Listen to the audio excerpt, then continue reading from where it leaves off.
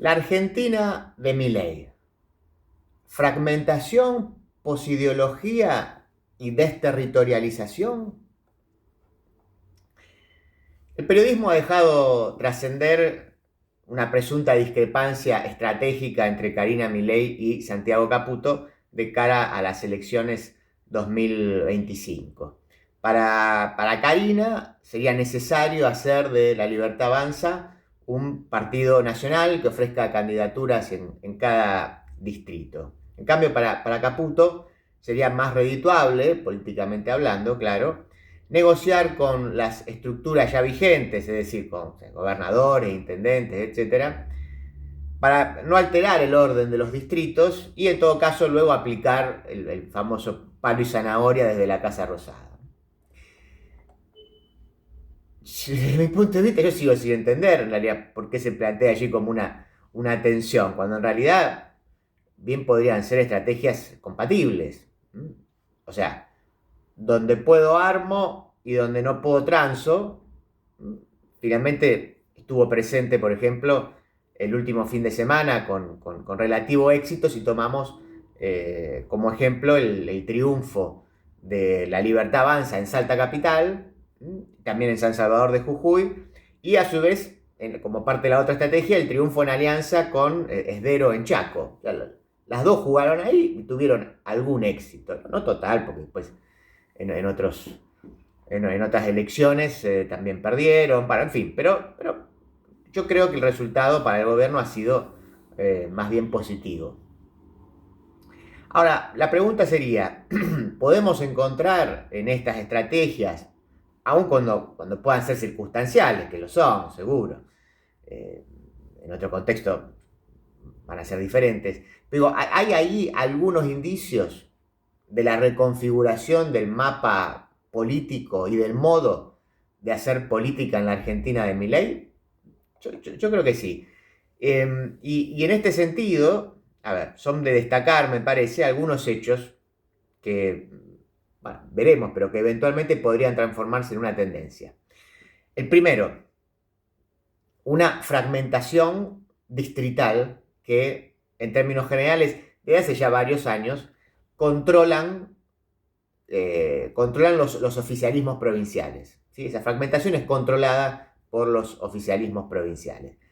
Por supuesto que cuando hay una figura competitiva a nivel nacional, todo eso se ordena, pero la política argentina hoy, digamos, todos en columna, digamos, pero la política argentina hoy debe dividirse en 24, o quizás a su vez, uno podría decir, más si interpretamos como provincias, por ejemplo, algunos municipios de la provincia de Buenos Aires o algunas grandes ciudades del interior, así que eso podría ser más todavía.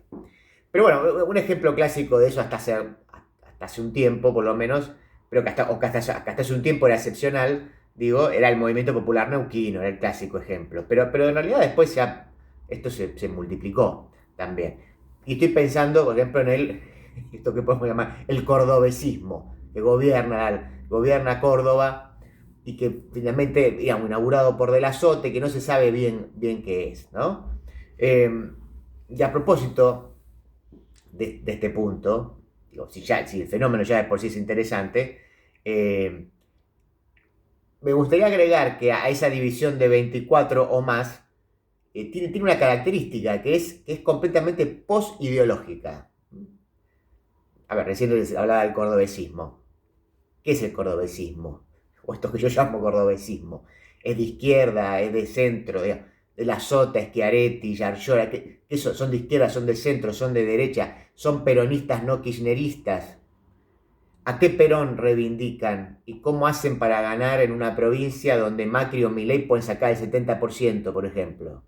No es una crítica, es una pregunta honesta. ¿Qué es eso? ¿Y qué es Science en Salta? ¿Qué es? ¿Se diferencia mucho de Esdero, de Sadir o de Pasalacua? Sí, estoy hablando de Chaco, de Jujuy, de Misiones. Cuando todos vienen supuestamente de distintos lados, ¿no? Con distintos sellos. Por supuesto que hay excepciones como no sé, la de Infran en Formosa, donde dice, bueno, ideológicamente ahí hay claridad, no importa, después te gusta, no te gusta, no importa, estamos hablando de otra cosa. Pero digo, ahí está claro, Infran es eso. ¿Sí? y es lo que es, y no lo oculta, y va siempre para el mismo lado. Pero en general, digo, lo que tenemos son oficialismos posideológicos que se parecen como si la ideología fuera un asunto de la política a nivel nacional. Decir, no, acá nosotros nos ocupamos de arreglar el bache, a lo otro dejáselo cuando haya discusión de la presidente, ¿no? Sin embargo, digo, o en todo caso uno podría decir que el escenario, la verdad, es bastante paradójico porque el gobierno de Milei, a diferencia de esto, está sobreideologizado. Incluso diría más que la propia Cristina, creo que era un gobierno también ideologizado, ¿no? Pero lo que se elige en las provincias por lo menos son gobiernos que pueden acoplarse a cualquier gobierno a nivel nacional, ¿no? O cualquier administración a nivel nacional. Si uno reduce esto a, bueno, lo que pasa que es la cintura propia de los dirigentes venales, o que están agarrados de las bolas porque dependen del... Eso me parece que es no comprender el fenómeno en su profundidad, más allá de que eso existe, claro, existe. Pero ese creo que ahí hay un punto a tener en cuenta. Ahora, yo les hablé de varios hechos. Bueno, otro hecho que me parece que deberíamos destacar se deriva de la que mencionamos como la estrategia supuestamente caputiana de no ir a disputar en cada distrito, sino más bien negociar desde la Casa Rosada, incluso podríamos decir despreciando lo que se conoce como el territorio. A ver, más allá del halo de misterio que hay detrás de Caputo, de lo cual se sigue que seguramente muchas de las cosas que se le atribuyen, digo, las buenas y las malas, probablemente no sean ciertas, pero esta, digamos, estrategia sería coherente con esto que se repite mucho ahora, está bastante de moda ante los analistas, de, bueno, seguir la línea iniciada por el movimiento 5 estrellas en Italia, que también desarrolla, ustedes saben, Giuliano da Empoli en el libro Los ingenieros del caos, ¿no? Para quien no lo tenga presente, da Empoli cuenta la historia del experto en marketing, el italiano Gianroberto Casalecchio, quien en el 2000 entrevió que el futuro de la política estaría asignado por Internet. Sí, estoy hablando del año 2000, ¿no? Y fue él quien le propuso al humorista famoso, a Beppe Grillo, lo cito, dice, para convertirlo en el primer avatar de carne y hueso de un partido algoritmo, el Movimiento 5 Estrellas, asentado enteramente en la recopilación de datos de los electores y la satisfacción de sus demandas, ajeno a todo sostén ideológico. Esa es la cita, ¿no? Desde el blog de Beppe Grillo, un blog en el que lo que se buscaba era la exacerbación de las pasiones negativas, especialmente bueno, el odio, la bronca, etc. La verdad que en muy poco tiempo el movimiento 5 estrellas, y jactándose de no ser ni de derecha ni de izquierda, se transformó en un fenómeno exitoso que de hecho bueno, le permitió formar parte de coaliciones de gobierno, ser los más votados, etc. De esta manera, Italia se transformó o habría sido, digamos, algo así como un experimento que luego se replicó en otros países que tomaron el mismo modelo de manera abierta, explícita. Lo vuelvo a citar a Da Empoli, dice, lo que convierte a Italia en el Silicon Valley del populismo, porque es una forma populista esta, es que aquí por primera vez el poder ha sido tomado por una nueva modalidad de tecnopopulismo post-ideológico, sustentado no ya sobre ideas, sino sobre algoritmos desarrollados por ingenieros del caos. De ahí viene el nombre del libro, ¿no? Y si no se trata, como en otros lugares, de políticos que contratan perfiles técnicos, sino más bien de perfiles técnicos que toman directamente las riendas del movimiento mediante la fundación de un partido y la elección de los candidatos que más se ajustan a su visión hasta asumir el control del gobierno de toda la nación. Ese es como Da Empoli explica el movimiento 5 estrellas. Ahora, bueno, decíamos que este tipo de movimientos ya no hablan de izquierdas y de derechas, pero esto por supuesto no significa que eliminen los antagonismos. Más bien, uno debería decir todo lo contrario, los exacerban. Casi siempre en la lógica de pueblo versus élites, de modo de captar ese voto enojado contra la dirigencia política. Bueno, ustedes saben, en Argentina eso fue la casta. Y bueno, así lo que termina sucediendo es que el populismo tradicional se abraza al algoritmo y al algoritmo este creado por los ingenieros y establece ahí como una especie de nuevo matrimonio, un nuevo maridaje. Los ingenieros del caos, digo, debe ser el libro más citado, insisto, por los analistas argentinos en estos últimos meses, pero la verdad que hay que decirlo, sus ideas se aplican a Milei, en todo caso de manera parcial, especialmente en lo que planteamos algunas líneas atrás. Además de no ser el producto de un ingeniero, no podríamos decir que detrás de Milei hubo alguien ahí que lo pensó, no. Es decir, él se forjó a sí mismo a través de las redes y la televisión. Insisto, después te gusta más, te gusta menos, no importa, pero esto es lo que pasó, ¿no? Pero digo, también sería falso que el gobierno de Milei es un gobierno sin ideología o posideológico. No, la verdad que no. Es un gobierno sobreideologizado que tiene bien claro hacia dónde va, ¿no? Aspecto que lo diferencia de las construcciones provinciales, tal como yo se los venía comentando, y de las alternativas nacionales, hasta el punto que La Libertad Avanza parece hoy ser el único partido nacional, con una doctrina por lo menos, aun cuando en algunos distritos ni siquiera logre presentar candidatos. Esto en 2023 pasó y creo que todavía aún en 2025 le va a volver a pasar. Pero su principal oposición, el peronismo, llamémoslo así en general, está, como diríamos la jerga, está explotado, y en un proceso de descomposición del cual no parece fácil salir. No digo que no vaya a salir, pero en una situación de crisis, por lo menos. Pero es importante detenerse aquí porque una opción sería pensar que entonces, bueno, el problema es la fragmentación y que todo se solucionará cuando haya un nuevo orden y una conducción clara. Es decir, bueno, sea Cristina, sea Kicillof, sea el que quiera reemplazarlo o el que pueda reemplazarla, ¿no? Pero sin duda, un gran acuerdo de unidad puede gravitar al momento de los votos. Claro, de hecho, por ejemplo, fíjense en Chaco. Si Capitanich, digamos, si las listas peronistas se hubieran unido, Capitanich salió segundo, pero si se hubiera unido con la otra lista peronista, hubieran salido cabeza a cabeza. Pero el problema no es la falta de unidad. De hecho, no sé, por ejemplo, yo estoy grabando esto antes de la elección en Ciudad de Buenos Aires, seguramente va a ganar el panperonismo, el panporesismo, como quieran llamarlo, va a ganar Santoro.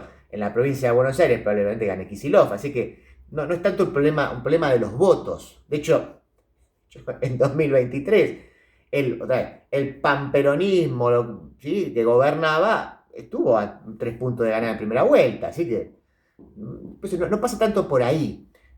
O sea, el problema no es la falta de unidad, sino la falta de programa.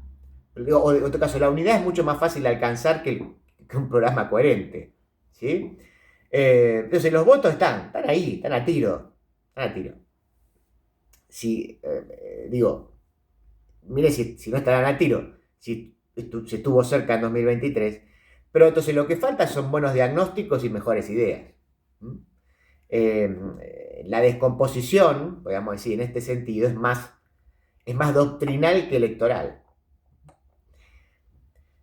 Y quiero agregar en este sentido que en tanto, o es que tanto Cristina como el propio Axel parecen en un sentido políticos del siglo XX, con una militancia que piensa el territorio, de esto veníamos hablando finalmente, de dos maneras para mí equivocadas.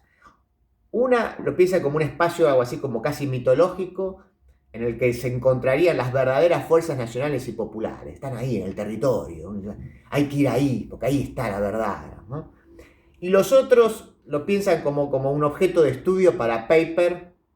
¿De quién? De otros ingenieros, en realidad, podríamos decir. Estos no son los del caos, son los del orden progresista, que son los egresados de sociales, o los de algunas universidades, o algunas facultades, digamos, más bien, ¿no? ¿Sí? Entonces, eso, o es un territorio, o es un espacio mítico, o es un objeto de estudio para el paper. Hice una encuestita con el territorio, ¿sí?, en una villa.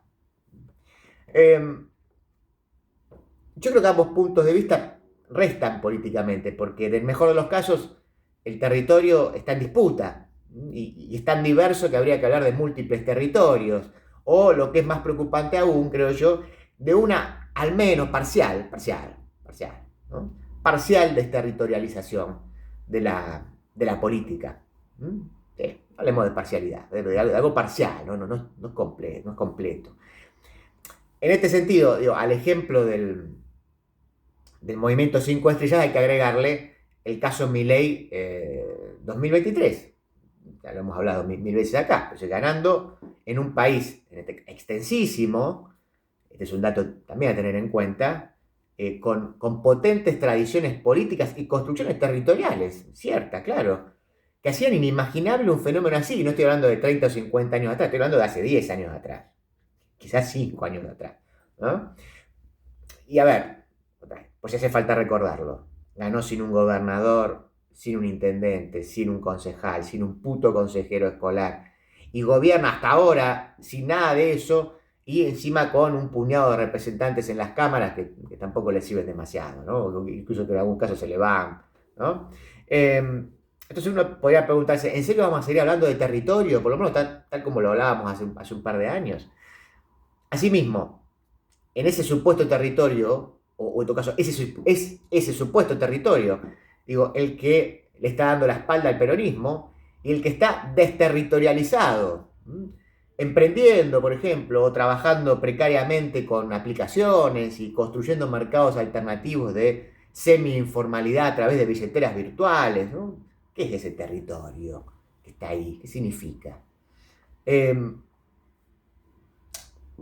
Insisto, no hay que ser taxativos, ¿no?